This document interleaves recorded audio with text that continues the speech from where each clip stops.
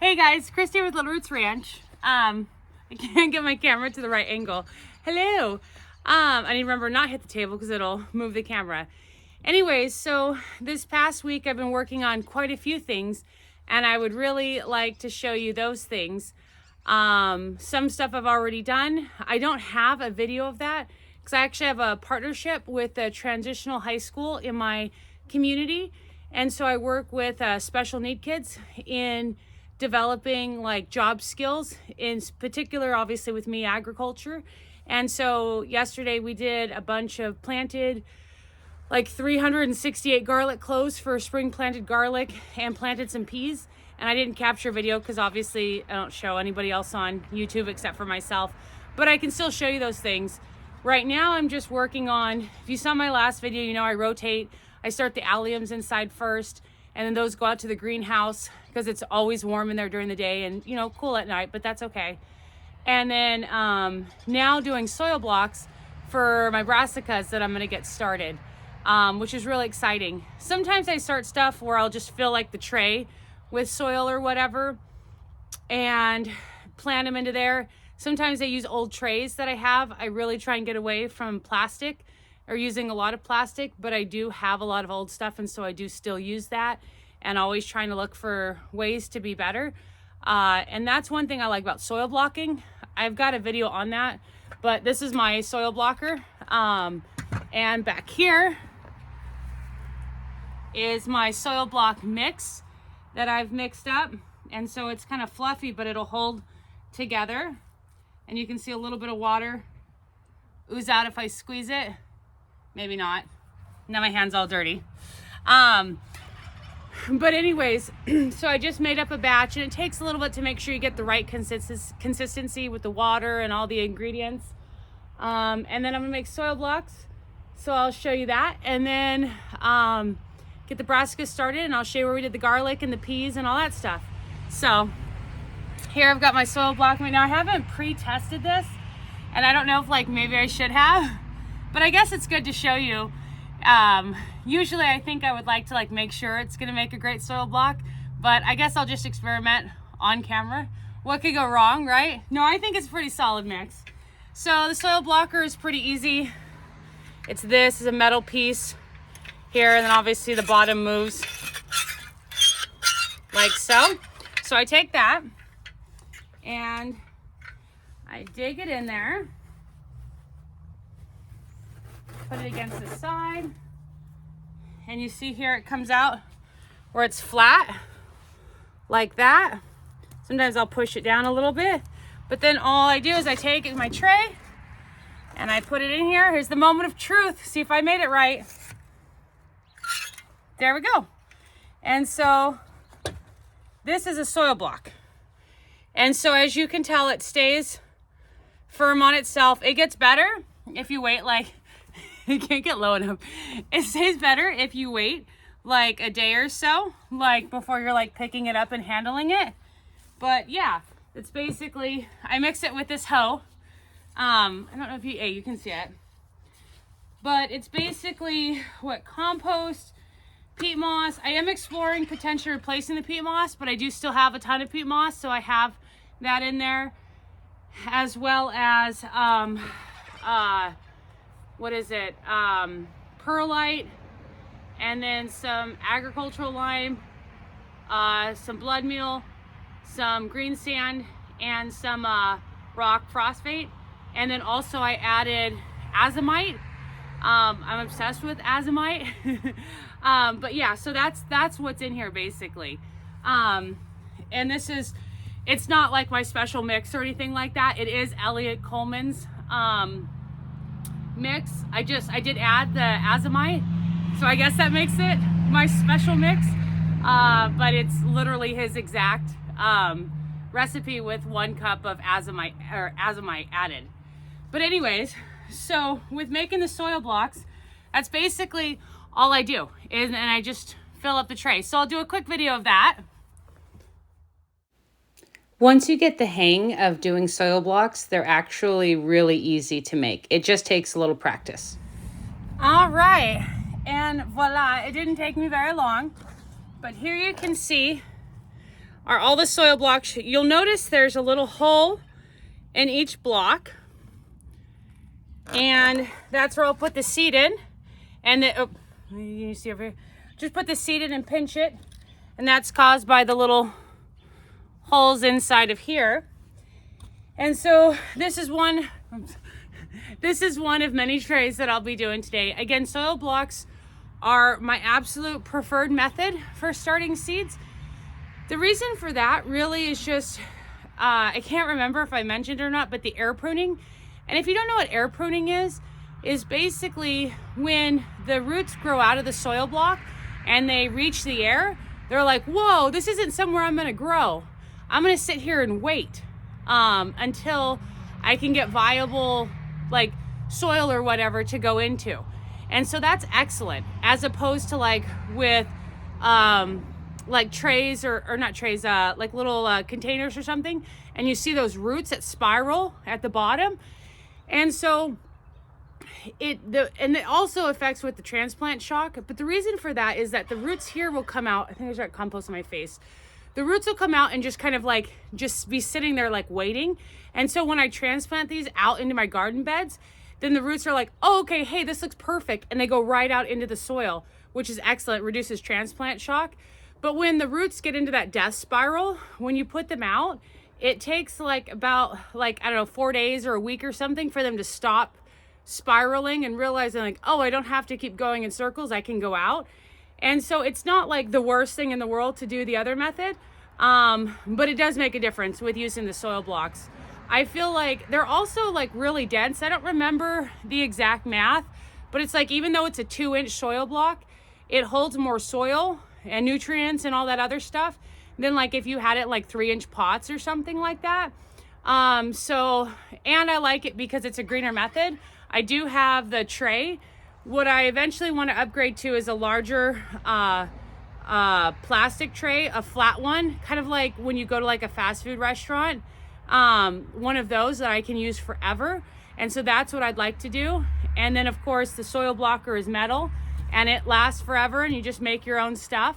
But yeah, so I want to show you other stuff that I was working on this past week. So I'll take you to the garlic. So as I mentioned earlier, I planted the garlic yesterday, and I did that with the high school, the transitional high school students. So I didn't get that on video, but we planted a little under 400 garlic cloves and 6 different varieties. So I'll show you that. Some of them were actually already sprouting. This is Korean Mountain through here, and then Fong Young, and then Red Russian. You can see here a lot of they were sprouting just in storage. And then over here is Chantilly. And then it's a wide area. And then Mystery, which is all the garlic that I've just lost or misplaced, some hard neck, some soft neck. And then we have Kentucky Wonder that fills out the rest of the bed. Now I know that spring garlic garlic generally should be planted in the fall, and I know in my last video I got a lot of questions on it. But if you missed that, or if you want to plant more garlic, then the springtime is absolutely fine to still plant garlic. It's more ideal in fall, but you might have like a slightly smaller bulb, or it may take like 1 to 4 weeks to longer till you can harvest it. But at the end of the day, harvesting your own garlic is great, and I highly recommend it. For me, the reason these garlics, also I'm glad to try the film for you guys, the spring planted garlic, but I was actually storing all this garlic, and then in one of the windstorms, the roof blew off, and I didn't realize it, and so they were like just completely wet, and I thought for sure they were just for the compost pile, but they started sprouting, so I was like, huh, I'll give that a try. I didn't think they kept through all of that, but they're doing really well, so I thought that was pretty awesome. So I'll take you to the peas next. Okay, I know it's kind of hard to see here. I guess my thing's kind of at an angle. But all along here I have peas planted. I just planted them yesterday. I planted them 3 in a row, like 3 deep, all an inch apart for, I don't know, like 10 feet or something like that. And just did those yesterday and have watered them, so they're not coming up just yet, clearly. But I can't wait for them to pop up. One of the first things planted out in, or is the first thing planted out in the greenhouse. So that's really exciting, sorry. And yeah, so that's what I've been working on, is got the peas done, got the spring garlic done. I am making the soil blocks for the brassicas. I am doing some stuff in the trays, 72 trays, which means they have 72 little holes, like my beets and stuff like that. I can do a better video on that. And then I've got some exciting news for this weekend. So, as you know, we don't own a tractor here. I tried to reduce just from the weight and the emissions and all that stuff. And so I've been doing wheelbarrows every day of compost, and it's taking a lot of time and effort and my body and stuff like that. So this weekend we are going to rent a tractor from Stanwood Camino Tool Rental, and just to move the compost to add it, still not tilling or anything like that, but just to get it down in the rows to finish up. There's quite a few other garden plots I still need to put compost down, and I need, if I'm starting all of the, because I'm starting within the next couple days, you know, lettuce, arugula, Asian greens, things like that that are quick, and I want to get some radishes and some turnips, the hacker eye turnips and stuff like that. And so I need to be able to get into the ground faster than not. So that's what I'm going to have to use to accomplish it. Not only that, once I finish with getting all the beds prep set up and all that stuff and the growing, I've also got to clear the front area where I'm going to put the farm stand. I'll actually go take a video real quick so you can see it beforehand. But that's what I'm most excited about, is the farm stand this year. But so this whole weekend I'll be really busy just moving the compost, making the best, because renting the tractor is obviously expensive, and so making the best use of time with that. I try and post a video every Wednesday and Saturday, so there will be, I'm sure, some tractor video on Saturday. But let me show you up front where I'm planning to build the farm stand. Also, don't mind that. That was here when we purchased the property. It's a burned down old Ford Bronco. Eventually we need to get rid of that. But another thing I meant to add that I need to get done is our ducks keep getting out of their little yard. And so I've got to repair the duck fence because there's a hole somewhere. I don't know. I don't think I've showed you guys this. So this is a concrete pad, and a compressor, but this is going to be where their walk-in cooler goes. For those of you that follow on Facebook, I know I purchased it a while ago, but I haven't put it up yet because I need to get electricity out here, and I need to find a Freon person. But I want to show you that. So I know this doesn't look like much now. It's a bunch of overgrown blackberries and brush and stuff like that. This used to all be pasture land way back in the day.